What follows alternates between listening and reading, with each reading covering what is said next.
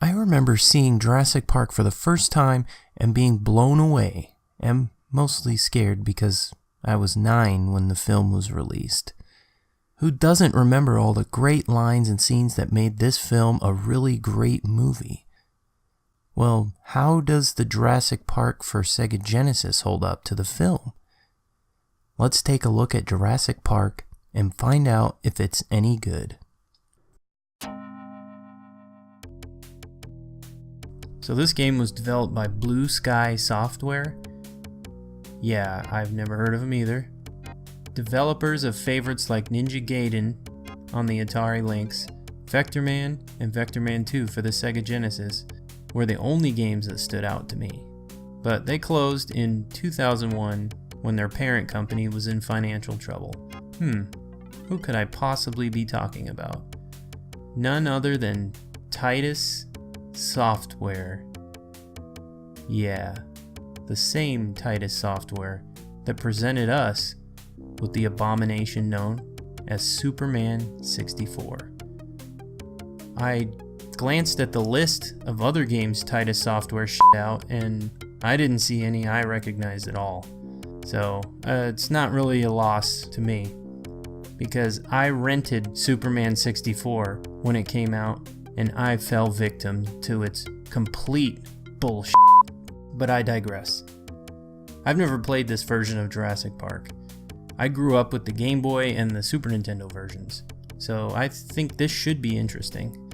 If it sucks, then I'm sorry, but it's still Jurassic Park, so I'm gonna at least give it some credit where it's due.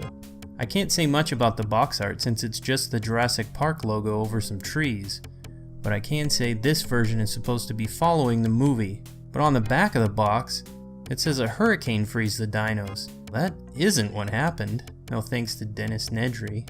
But anyways, hold on to your butts and get ready for some Jurassic Park. The story of Jurassic Park the game does follow the movie very, very loosely, I might add. You take control of Dr. Alan Grant right after the power goes out and the T-Rex destroys your tour car. You even have your signature hat, which for some reason never leaves his head.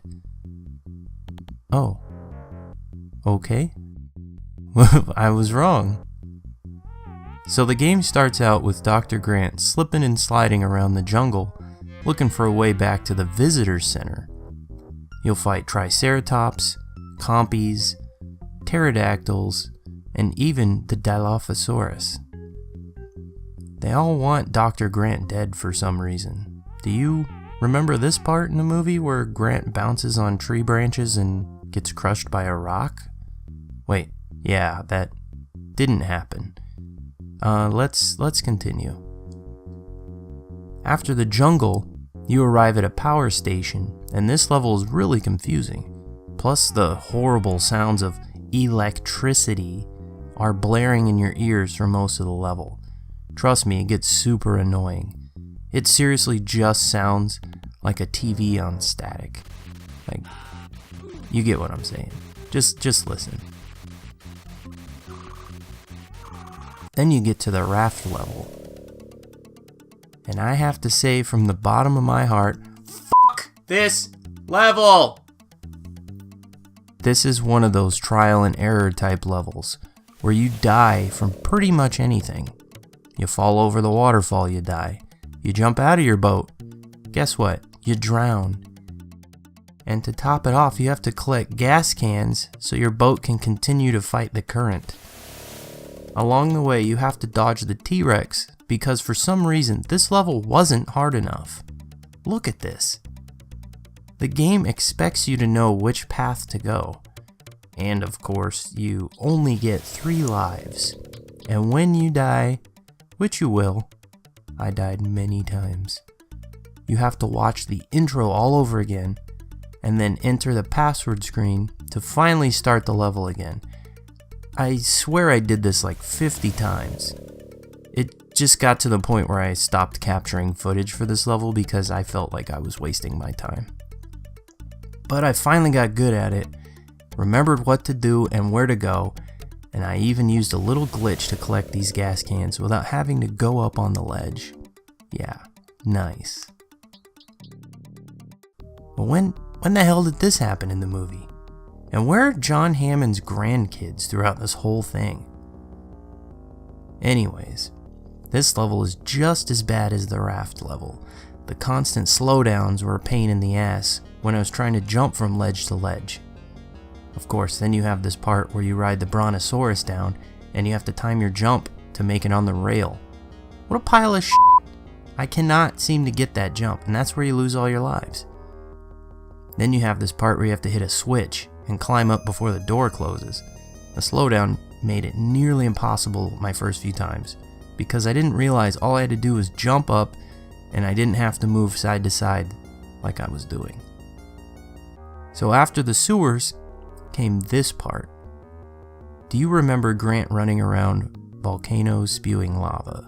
No, I don't either. The next level puts you inside the volcano. So for some reason you're in an active volcano, but the next level puts you in a visitor center. That's a long distance to cover over a few short minutes. These levels are actually pretty easy.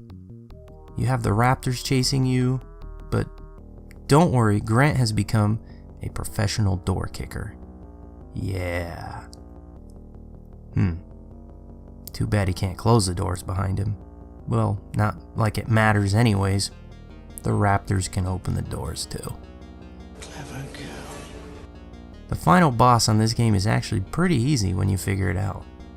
You get to the main hall with the giant statues, and all you have to do is destroy the support beams holding up the bones, and they come tumbling down on the two raptors that have a grudge or something against you. Well, this game isn't over yet. You can take on the role of a raptor, who for some reason has a scent for Grant. Why? You go through the levels killing other people, like why does it matter? Just like why are you following Grant? You follow him through the same levels that you went through as Grant, and with the ending being Grant shooting at you and throwing grenades.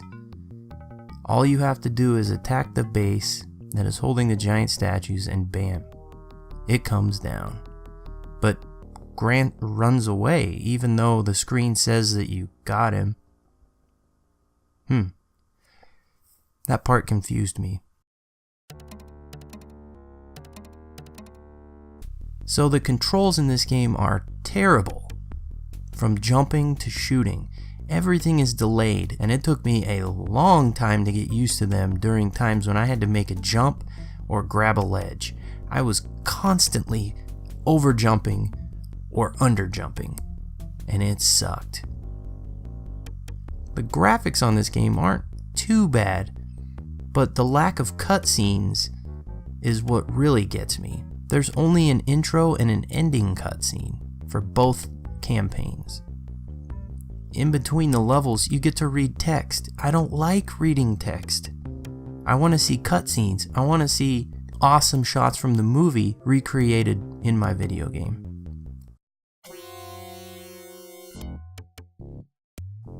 So overall, what do I think of Jurassic Park on the Sega Genesis?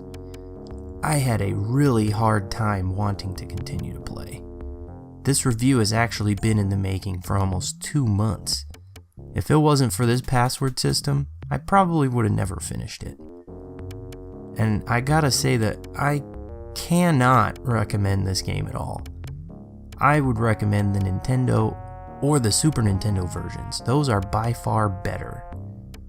If you do decide to pick this up, I paid roughly about $8 for it, and that's complete in box. So if that tells you something.